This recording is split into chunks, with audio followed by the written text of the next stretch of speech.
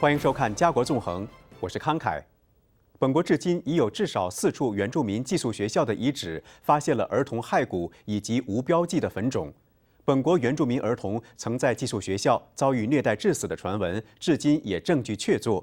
有学者认为，未来还会陆续有来。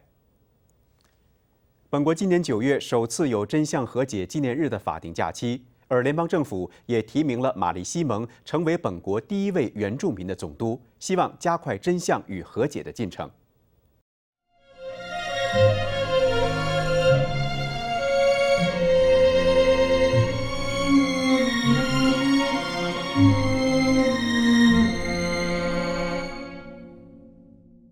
We're going to see more of this as communities make it a priority. So that was one of the main findings from the Truth and Reconciliation Commission in 2015.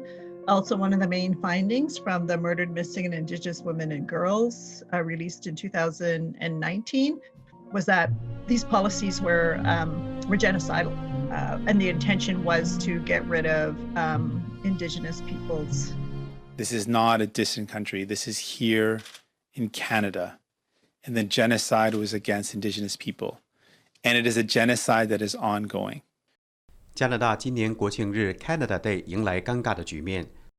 在接连有原住民儿童遇害的历史事件曝光之后，联邦政府不得不宣布全国举哀，甚至有原住民团体及不少国民呼吁政府在国庆日不要举办庆祝活动。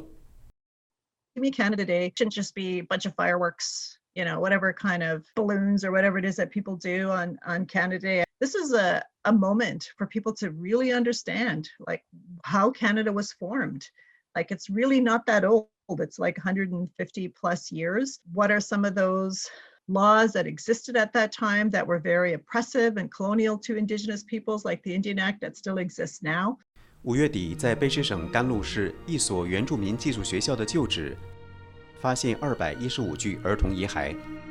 之后不到1个月，沙省 Coises 原住民部落声称，在前 Marieville 寄宿学校的原址又发现了大约750个无名的坟冢，埋葬的可能不单是儿童。卑诗内陆克兰布鲁克原住民族特别在国庆当天宣布，在前圣尤金教会学校旁的无名墓地，利用雷达探测发现了182具骸骨。这所学校从1912年开办到1970年代，大约60年。到了7月12号，卑诗省佩内拉库特原住民族发布消息，在温哥华西南海湾群岛中的佩内拉库特岛一所原住民工业学校遗址，再发现160多个无标记的坟墓。该校从1890年一直运作到1975年，前后大约85年。Canada, actually even before Canada became Canada, in1867, there were colonial policies of civilization and assimilation for Indigenous peoples. Part of the intention of the policies was to remove Indigenous peoples from the path of progress because they wanted the lands of Indigenous peoples. A suite of colonial policies, and one of them was residential schools.The residential school system's intention was to eradicate the Indian out of the child. Back then, people said Indians, not Indigenous peoples, by taking the children away from their families and communities, sometimes as young as 3 years old, and have them in the schools to educate them a Christian education, because that was considered to be civilized. A lot of them were almost like mini labor camps. They didn't actually get necessarily a good education. They spent a lot of time working in the fields or sewing or engaging in other kind of manual, menial type labor. But so this continued on until the 1990s. 本国的真相与和解委员会于2015年经调查之后总结的报告已经指明，原住民寄宿学校的系统是针对本国原住民部族一系列有意识的文化灭绝政策的一部分。相信有至少3200名儿童受到残酷的虐待以及严重忽视、致病致死。So in some families and communities, you'll have multiple generation of people who attended them, but at these schools, there was a lot of abuse, which is documented in the Truth and Reconciliation Commission. There were sexual, emotional, spiritual abuse occurred in these schools. People were survivors reported that people died in these schools or disappeared, and they don't know what happened to them. Families and parents didn't know what happened to these children. They weren't told if something happened. So there's numerous stories like that. A lot of the times they weren't believed, but now, you know, the recent evidence in Kamloops and Cowessess shows that indeed these stories that survivors told were in fact true, that children disappeared and were buried and died at these schools. And yeah, so now the truth has been revealed. 甘露市原住民寄宿学校于1890年设立，于1970年代后期关闭，办学超过80年，曾是本国最大的寄宿学校。任何时候在校的学生，包括住宿生，都多达500人。I think a lot of the estimates in the Truth and Reconciliation speak to about 150,000 children went to the schools. A number of them died, but the intergenerational impact is going to be far beyond that. It's going to be thousands and thousands because of the intergenerational impact. So for example, my grandmother and my mother went to residential school. My mother's a residential school survivor, but I'm still impacted by it, even though I didn't go to residential school, right? So a lot more people are impacted by the residential school. 据曾经入住这类寄宿学校的学生亲口忆述，校内有儿童被虐待致死。这种骇人听闻的故事此起彼落，却一直被当作传闻。People haven't bothered to know what the history is. People haven't listened to the residential school survivors when they talked about their experiences in the school and missing children there, children who passed away there. If you don't know that, then your apology is rather hollow. Like if you don't recognize that there's a history and that it's ongoing and it's going to impact people into the future and that there's responsibilities and obligations associated with that apology, you can't take an apology like that seriously when they don't even understand what's happened or what the implications are, and they didn't even come through on a commitment that they made after the Truth and Reconciliation Commission. So not just hear the apology, but have action follow up from those apologies. What are they going to do? Not just, you could say you're sorry, or whatever that's going to look like, but what are your actions going to be to try to reconcile or redress the situation? If you don't know the history and what it is that Indigenous people experienced and wanted, you're probably not going to have the appropriate approach to heal that relationship. 真相与和解委员会用了6年时间走访全国，向数千名目击者收集证据，同时实施原住民疗伤的计划，帮助受影响的原住民。The groundwork and recommendations are already there, but I think for reconciliation itself, Indigenous peoples have been doing a lot of the reconciling, and it's really Canada and its citizens and people who are coming to Canada really kind of have to wrap their heads around this history, because it's not Indigenous history, it's Canadian history.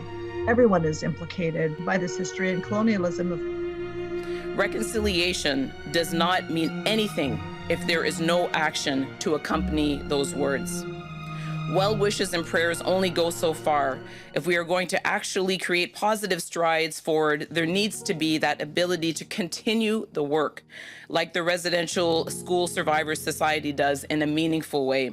There's a lot of work to do, and to really, I think, achieve reconciliation, like really those calls to action, the calls to justice, we're calling for transformation in Canadian society. It's not just a tweaking here and there. It's not like program funding. It's like really a transformation in the relationship between Indigenous and non-Indigenous peoples and the state and its institutions. So it's a lot broader than just Canada or Indigenous peoples and the government. It's a lot broader than that to really actually achieve reconciliation. 事件曝光之后，缅省省议会前一尊有117年历史的维多利亚女王雕像被示威者推倒，并涂满了红手印。同时，在缅省政府大楼前的一尊伊丽莎白女王2世的雕像也被摧毁。卑诗省及亚省也发生了多宗针对天主教堂的恶意破坏行为。And the people in Cowessess said once they heard about what happened in Kamloops, they made it a priority to begin that work because they heard the stories, they knew what was happening. So, and I think what you're going to see is other communities are going to do that too. Every party, indeed every Canadian, has a role to play in reconciliation. We must work together to ensure we bring our dark history to light, acknowledge it, and learn from it, and ensure nothing like it ever happens again. Any government in power is going to have to address, hopefully in an ethical and respectful way, this history. And again, it's not the kind of thing that's, you can't just think that in 10 years all people are going to be healed from this. I have spoken personally, directly, with His Holiness Pope Francis to impress upon him how important it is, not just that he makes an apology, but that he makes an apology to Indigenous Canadians on Canadian soil. In order for them to have healing, for them to work through a lot of that grief, they need to hear an apology for this from the religious leaders who, like, they may not have been the leaders at the time who engaged in these atrocities on children. 位于多伦多的严宇光天主教传媒机构行政总监罗斯加神父早前接受主流媒体访问时曾表示，我们生活在这个年代，道歉已变得很随便的事，只是口头上说我对此表示抱歉，我为那件事道歉，并不等于要采取什么样的补救行动。 And as Prime Minister, I am appalled by the shameful policy that stole Indigenous children from their communities. 而加拿大天主教教团也在6月29号发布了有关原住民代表团将在今年底12月17到20号在遵守出境限制前提下赴罗马与教宗会面，团员包括来自全国各地寄宿学校的幸存者。 For thousands and thousands of years that Indigenous peoples were here, we had our own societies, we had our own laws, we had our own governance systems. None of that's new. And really for most of the history of what we would now call Canada, those were in place for thousands of years. 也就在原住民儿童遗骸及无名种被发现后不到2个星期，因纽特原住民玛丽西蒙获联邦自由党政府委任为第30任总督，也是加拿大首位原住民族裔的总督。他曾任多个原住民组织的领袖。总理杜鲁多形容他毕生致力为原住民争取权益。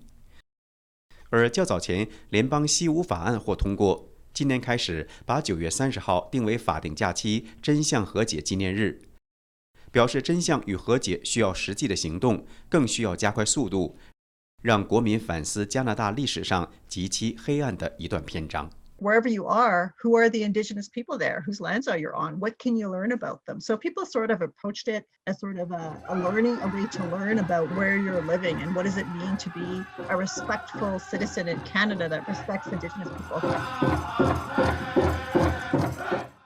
以上就是本期内容。各位观众，如果想重温的话，可以登入城市电视网站，点击节目重温当中“家国纵横”的链接就可以收看。我是康凯，下期节目再会。